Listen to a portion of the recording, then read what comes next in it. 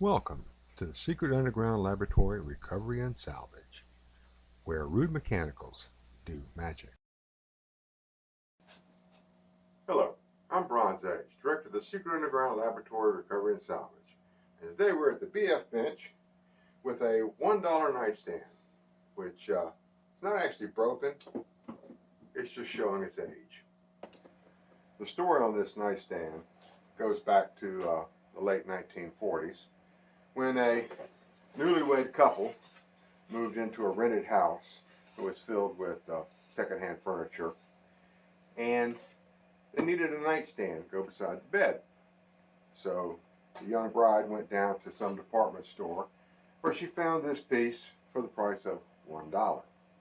Now, cheap furniture is cheap furniture no matter how old it is or when it was bought. But as life went on, they moved into a much bigger house, and it was filled with much nicer furniture.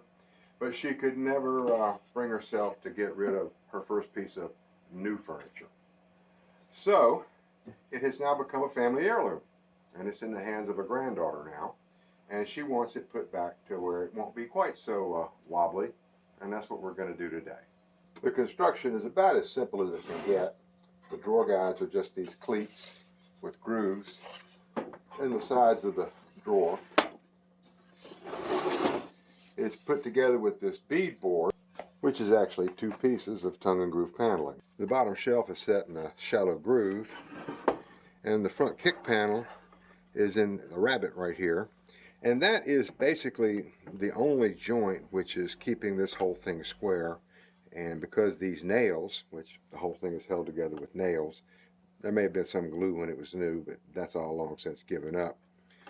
These nails have pulled loose and just lets it wiggle back and forth like that. It's made of fur, except for the drawer bottom, which is plywood. And as far as I can tell, it has no finish on it, maybe other than a few coats of wax through the years, but certainly no varnish.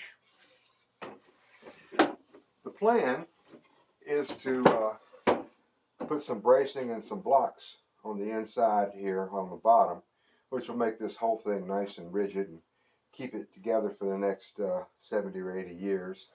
And for that, I actually have a piece of scrap fur, which probably is about the same age as this.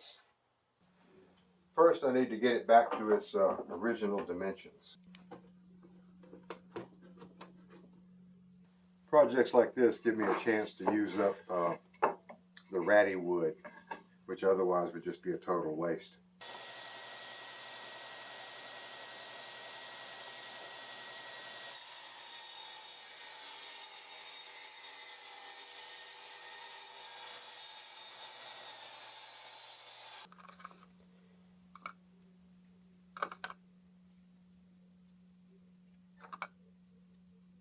Now I've pre-drilled the nail holes on this just to make it a little bit easier, because I'm working in this tight corner and then trying to pick up nails with high glue on your fingers only makes things just that much more fun.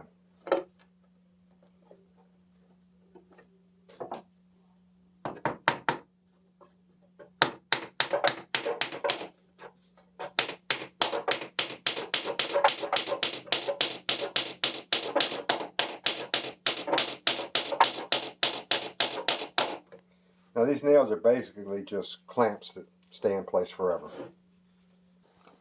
Now I've also pre-drilled the holes for this piece, but I've been careful not to get them close to the seam where the tongue and groove is.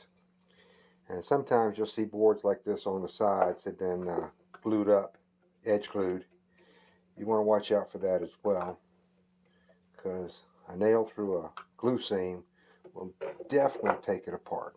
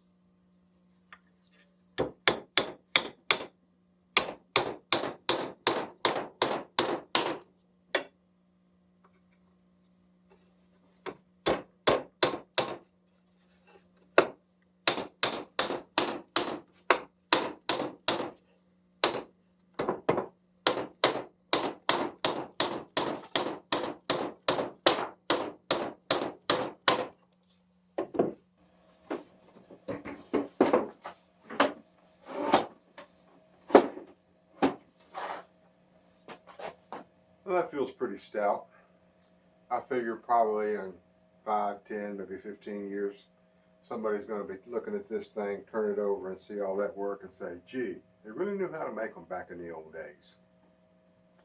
So, this is the Bronze Age for the Secret Underground Laboratory Recovery and Salvage. Thank you for sitting through this video about bringing stability back to a little $1 nightstand. Appreciate it if you would click the thumbs up button. Subscribe if you haven't already. If you have any questions about furniture repair, lighting repair, anything at all, put them in the comments because I do respond to all. Again, thank you for watching.